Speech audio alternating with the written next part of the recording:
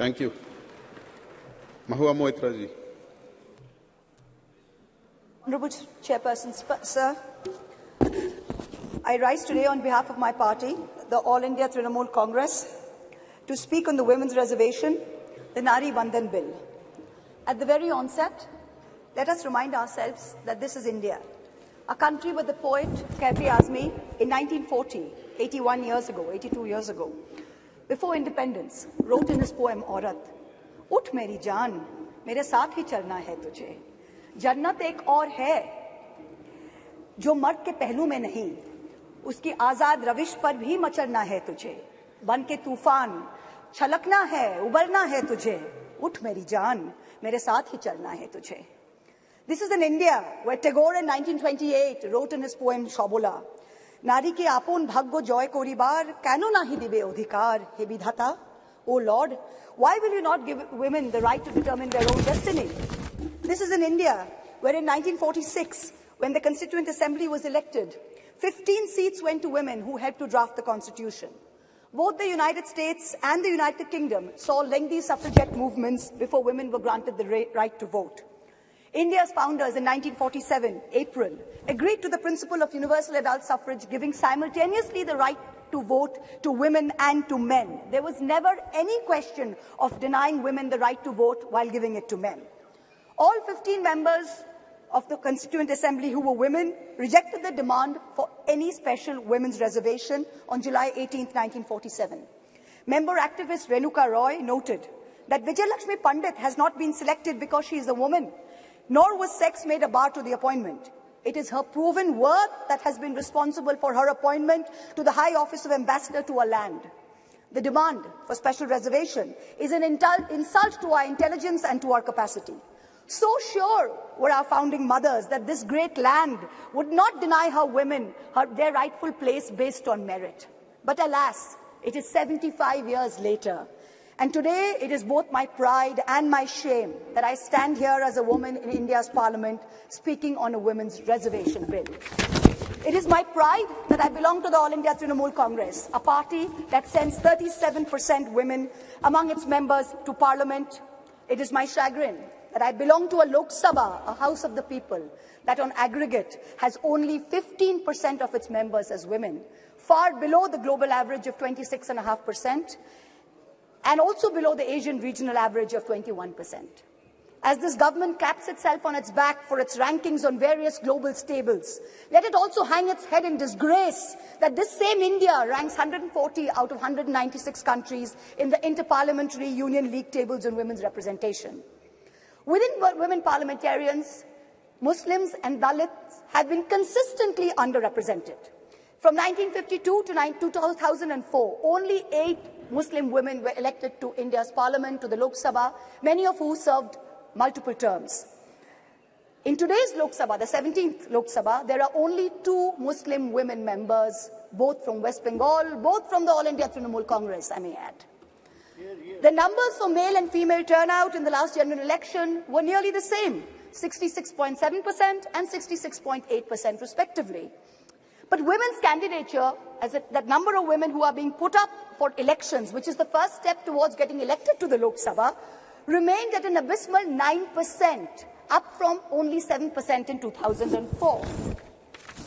As we started our innings yesterday, our new innings in this newly constructed temple of democracy, our Honourable Prime Minister grandly proclaimed that it seemed he was ordained to perform many important tasks for this country, including this one. And then with much fanfare, this government introduced this bill, claiming credit as usual for a groundbreaking move. But wait, what does this bill really say? Article 334 of the bill says, "The reservation shall come into effect only after delimitation has been undertaken. Delimitation will only be undertaken after the relevant figures for the next census have been published. The rotation of seats for women shall take effect after each subsequent exercise of delimitation." So what does this mean? In true BJP's Goebbelsian doublespeak style, it means we don't know if and actually when we will actually have 33% of women sitting in the Lok Sabha. Because number one, the date of the next census is entirely indeterminate.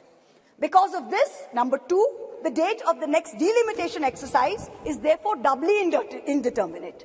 It is also controversial, as my esteemed colleague Kanimoji from the DMK spoke. She said, according to the data, we will have an increase of 0% in the number of seats for Kerala, 26% for Tamil Nadu, but a whopping 79% increase for both Madhya Pradesh and Uttar Pradesh. So women's reservation is dependent on two totally indeterminate dates. Can there be a greater jumla? Forget 2024. This may not even be possible in 2029. We are being asked time and again, do we support the women's reservation bill? Trinamool Congress is bill ko support karega ya nahi? BJP's liaison members are reaching out to us, calling us, asking us to support this bill wholeheartedly. No ifs, no buts, pura support, please kijiye. To them we say very clearly, we not only support a women's reservation bill, but in truth, it is Mamata Banerjee, India's only female chief minister today, who is the mother of this bill, who has given birth to the original idea where she has unconditionally sent 37% of women MPs to this parliament on her ticket. What you have brought here, what this government has brought here today, is not a women's reservation bill. It is a women's reservation rescheduling bill and should be renamed as such. Its agenda is delay. Its agenda is not reservation. The endless dithering over when there will be the next census, when there will be the next delimitation, will only ensure that the urgent need of reservation for women in elections to the parliament and to state legislatures will be indefinitely delayed yet again. Alas, this is not the historic bill that it is being touted as. It is a sham. And for the women and the men and the girls and the boys who will be the future women and men of India, we had better recognize this because it is staring at us in the face. And I also hope that a sufficient number of amongst us, the current members of parliament, also recognize this bill for what it is, which is a sham.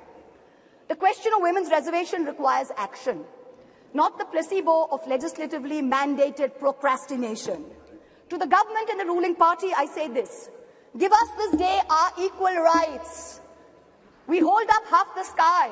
Give us at least a third of our earth. Mamata Banerjee and the Trinamool Congress have already walked the talk. We don't need to go on record to show this country that we support this bill. We have already sent more MPs than what this bill even envisions.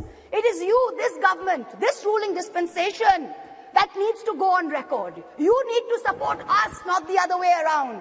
You need to send more than 33% MPs to this parliament.